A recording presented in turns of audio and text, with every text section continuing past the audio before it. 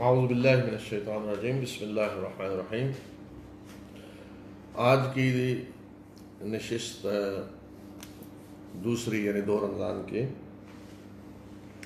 اس میں ضمیمہ نمبر 2 گویا کہ ہوگا، اور اس میں ہے ایک موضوع فتنہ اور دوسرا طلاق کے بارے میں ہے۔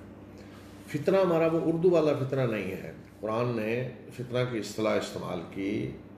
ایک تو فرمایا کہ وَقَاتِلُوهُمْ حَتَّى لَا تَكُونَ فِتْنَةٌ، ان سے جنگ کرو جب تک کہ فتنہ باقی نہ رہے۔ تو فتنہ کیا ہے؟ مکہ میں جو کچھ ہو رہا تھا وہ ہے فتنہ، یعنی مسلمانوں کو ستایا جا رہا تھا۔ جو ایمان لاتا اسے ستایا جا رہا ہے، اس کی جان مال عزت خطرے میں ہے، اقتصادی بائیکاٹ کیا جا رہا ہے، اس کا مال لوٹا جا رہا ہے، جسمانی اذیتیں دی جا رہی ہیں، آنکھ کے انگاروں پہ لٹایا جا رہا ہے تاکہ وہ اسلام سے پھریں۔ تو یہ گویا کہ انہیں ستایا جا رہا ہے اسلام کی وجہ سے۔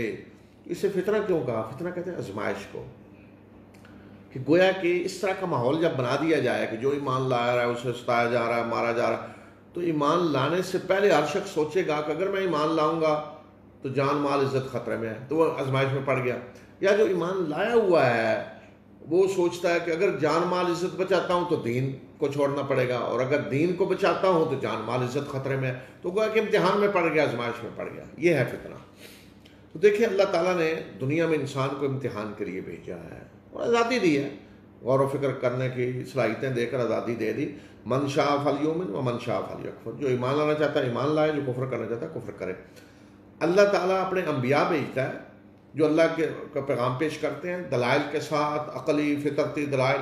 اللہ کے انبیاء کو فوجیں لے کر نہیں آتے، نہ وہ مال و دولت لے کر آتے ہیں کہ پلاٹ دیں اور لائسنس دیں ایمان لانے والوں کو، ان کی زمینوں کو سونا بنائیں، اور نہ وہ فوجیں لے کر آتے ہیں کہ جو ایمان نہیں لائے اسے مار دیا جائے گا۔ واضح طور پہ اللہ تعالیٰ نے کہہ دیا لا اکراہ فی الدین، دین میں کوئی جبر نہیں ہے۔ تو اللہ تعالیٰ یہ چاہتا ہے کہ دنیا میں جو امتحان ہو رہا ہے انسان کا، جو آزادی اسے دی گئی ہے کہ جس عقیدے کو وہ اختیار کرنا چاہتا ہے کرے، جس مذہب پہ وہ چلنا چاہتا ہے چلے، جس دین کو وہ اختیار کرنا چاہتا ہے کرے۔ وہ اگر چاہتا ہے میں نہیں مانتا اللہ کو تو نہ مانے، امتحان ہو رہا ہے۔ وہ اگر شرک کرنا چاہتا ہے تو اس کی بھی اجازت دی جائے گی اسے، اس لیے کہ امتحان ہو رہا ہے۔ تو اللہ یہ چاہتا ہے کہ یہ امتحان آزادی سے ہو، اس میں کسی بھی طرف سے جبر نہ ہو۔ تو جب اسلام کہتا ہے کہ ہم جبر نہیں کریں گے تو دوسری طرف سے بھی جبر نہیں ہونا چاہیے، کہ جو شخص اپنی آزادی سے کہتا ہے کہ میں اللہ کو اپنا رب مانتا ہوں اور اللہ کے رسول پر ایمان لایا ہوں، تو اس کو کوئی ڈر نہ ہو، آزاد ہو وہ اس چیز میں۔ اور جب وہ یہ کہہ رہا ہو اسے ذرا کو اندیشہ نہ ہو کہ میں خطرے میں پڑ جاؤں گا، نہیں، آزادی ہو۔ تو جو لوگ اس آزادی کو ختم کرتے ہیں، ڈنڈے سے آ کر لوگوں کا تشدد کرتے ہیں، تو گویا کہ وہ لوگوں کو امتحان دینے سے روکتے ہیں۔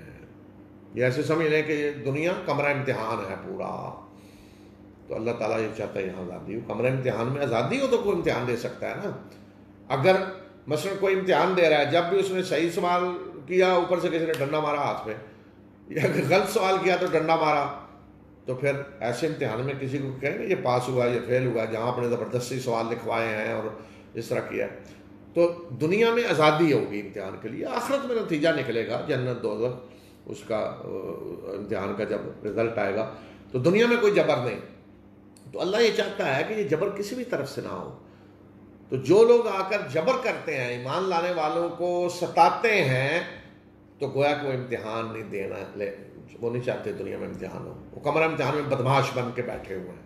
اچھا، اور ایسے بدماش اگر بہت زیادہ بدماشی اتنی شروع کر دیں کہ لوگوں کے لیے امتحان لانا ناممکن ہو جائے، اور اپنی اولادوں کو بھی وہ زبردستی اسی راستے پہ چلائیں، اور اللہ کے رسول ان کے اندر موجود ہوں اور وہ دعوت دے رہے ہیں، سمجھا رہے ہیں دلائل کے ساتھ کوششیں کر کے، لیکن بدماش ہیں، جبر کر رہے ہیں لوگوں پہ، تو پھر ان بدماشوں کو کچھ موقع دیا جاتا ہے، مہلت دی جاتی ہے، اور جب بالکل وہ حد سے گزر جاتے ہیں تو پھر فیصلہ ہو جاتا ہے کہ نہیں، اب ان بدماشوں کو کمرہ امتحان سے نکالنا ضروری ہے۔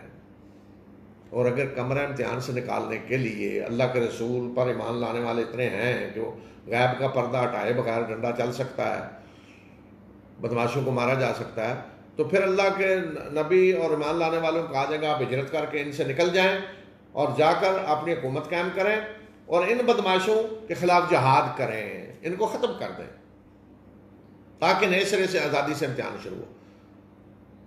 اور اگر اللہ کے رسول پر ایمان لانے والے اتنے تھوڑے ہیں کہ غیب کا پردہ ہٹائے بغیر بدماشوں کے خلاف کارروائی نہیں ہو سکتی، تو پھر اللہ کے رسول اور ایمان لانے والوں کو کہا جاتا ہے آپ نکل جائیں، اور ان بدماشوں کو آسمانی عذاب کے ذریعے ختم کر دیا جاتا ہے۔ یہی قانون لاگو ہوا کس پہ؟ قوم نوح پہ، قوم عاد، قوم ثمود، قوم مدین، قوم لوط اور بہت ساری بستیوں پہ جہاں اللہ تعالیٰ نے رسول بھیجے۔ اور مکہ میں جو قانون لاگو ہوا وہ دوسرا تھا۔ مکہ کے بدماشوں کے ساتھ پہ آسمانی عذاب نہیں آیا، یہاں مسلمانوں کے ہاتھوں میں سزا دلوائی گئی، ان بدماشوں کو ختم کر دیا گیا۔ آپ دیکھیں غور کریں کہ رسول اللہ صلی اللہ علیہ وسلم کے گھر کے باہر جو بدماش کھڑے تھے نا ہجرت کے دن آپ کو قتل کرنے کے لیے، ان کی سب کی اکثریت جنگ بدر میں قتل کر دی گئی۔ تو جو تشدد کر رہے تھے عتبہ اور شیبہ اور فلاں اور ابو جہل مسلمانوں پہ مکہ میں امتحان نہیں دینے دے رہے، آزادی، سب قتل ہو گئے بدر میں۔ تو یہ ہے فتنہ۔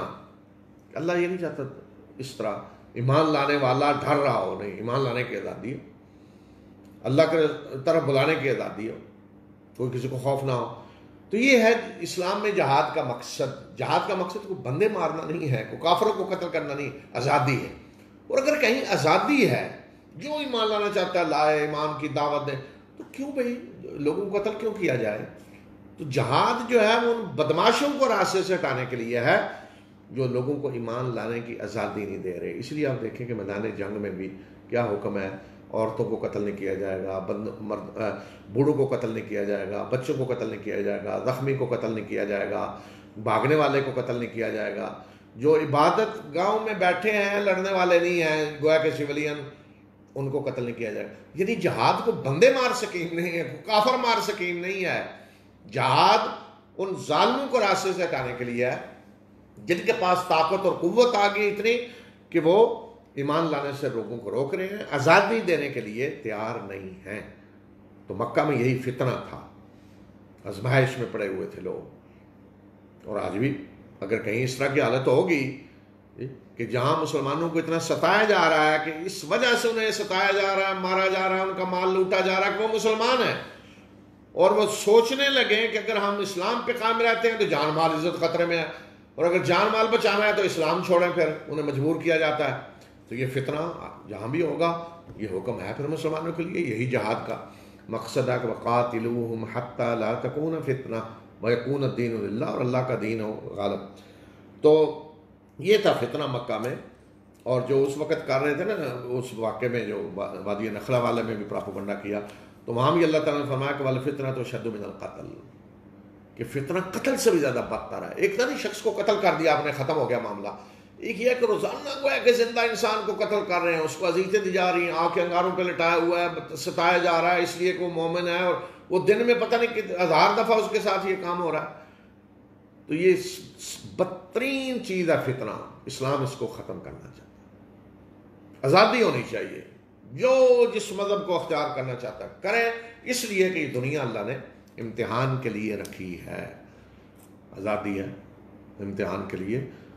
جو شخص بھی آج کافر ہے اللہ نے اسے آزادی دی ہوئی ہے، جب تک اس کی موت نہیں آتی امتحان دے رہا ہے، ممکن ہے وہ ایمان لے آئے، اسے ہر وقت دعوت دی جانی چاہیے کہ وہ ایمان لانا چاہتا ہے تو لائے، اور اگر وہ ایمان نہیں لایا اور اسی طرح چلا گیا تو پھر اللہ کے سامنے جا کر وہ جواب دے گا۔ اور اگر آپ نے اس پہ حجت پوری کی ہوئی ہے، دعوت دی ہوئی ہے، تو پھر اللہ کے سامنے وہ جا کر یہ نہیں کہہ سکتا کہ مجھے کسی نے دعوت نہیں دی تھی۔ اور اگر کسی نے اسے دعوت نہیں دی تو پھر وہ کہہ سکتا ہے کہ اے رب العالمین مجھے تو کسی نے ایمان کی دعوت ہی نہیں دی، اسلام کی دعوت ہی نہیں دی۔ تو یہاں پر اللہ کا قانون یہ ہے وَمَا كُنَّا مُعَذِّبِينَ حَتَّى نَبْعَثَ رَسُولًا، کہ ہم کسی کو عذاب نہیں دیتے جب تک کہ رسول نہ بھیجیں، یعنی جب تک دعوت نہ پہنچے۔ تو آج ہمیں مسلمانوں کو سوچنا چاہیے کہ کیا ہم نے واقعی دنیا تک دین کی دعوت پہنچائی ہے۔ تو یہ ہے فتنہ۔ دوسرا موضوع جو آج کے زمین میں ہے وہ ہے طلاق۔ اسلام طلاق کو پسند نہیں کرتا، ایک ناپسندیدہ عمل ہے طلاق۔ لیکن دیکھیں مرد اور عورت جو ایک رشتے میں منسلک ہوتے ہیں تو وہ انسان ہیں، ان کی اپنی ایک الگ سوچ ہے، مزاج ہے، فکر ہے، پسند ہے، ناپسند ہے۔ تو وہ کوئی جانور نہیں ہے کہ جنہیں باندھ دیا جائے۔ بعض چرواہے وہ دو زیادہ بھاگنے والا جو ہوتے ہیں نا، دو بچڑے یا انہیں باندھ دیا 2 گائے کو، ایک ادھر کھینچ رہی ایک ادھر کھینچ رہی، تو اس طرح ممکن نہیں کہ وہ ایک دوسرے کو ساری زندگی جانوروں کی طرح کھینچتے رہیں. تو نہیں، اسلام نہیں چاہتا ہے کہ اگر اس طرح کی حالت ہوگی کہ وہ اکٹھے رہنا ان کا ممکن نہیں ہے تو ٹھیک ہے، الگ ہو جائیں، مرد کوئی اور عورت سے نکاح کر لے، عورت کسی اور سے جا کے نکاح کر لے جو اس کے مزاج کے زیادہ قریب ہے، موافق ہے. تو اسلام یہ نہیں چاہتا کہ گھر جیسے سکون کا ذریعہ ہونا چاہیے، وہ ایک عذاب بنا ہوا آدمی کے لیے، وہ ایک مصیبت بنا ہوا آدمی گھر آئے تو اسے سکون ملنے کے بجائے وہ زیادہ عذاب میں مبتلا ہو رہا ہے گھر میں آ کر. تو ایسی ناپسندیدہ چیز ہے ایک طلاق، لیکن ایک راستہ رکھا ہے اسلام نے. تو طلاق کا اختیار مرد کے ہاتھ میں دیا گیا. کیوں مرد کے ہاتھ میں دیا گیا؟ کہ خرچ وہ کرتا ہے، مہر وہ دیتا ہے. ہمارے آج لوگوں کو سمجھ تھوڑی اس لیے نہیں آتی طلاق کا حق مرد کو کیوں دیا گیا، کہ ہمارے یہاں مہر کی کوئی حیثیت نہیں ہے. شادی پہ ممکن ہے 10 لاکھ خرچ ہو، مہر کتنا رکھا ہے جی 5 روپے، شرعی مہر رکھ رہے ہوتے ہیں کوئی تھوڑا پتہ نہیں کون سا بنایا ہوا، مہر 200 روپے. تو یہ کوئی گڈی گڈے کا نکاح ہے، شادی ہو رہی ہے. مہر کا مطلب یہ ہے کہ اور ایک سیفٹی ہو، کہ مرد نے اتنا خرچ کیا ہو کہ یہ نہ ہو کہ وہ تماشا سمجھ لیں نکاح کو، کہ اچھا جی آج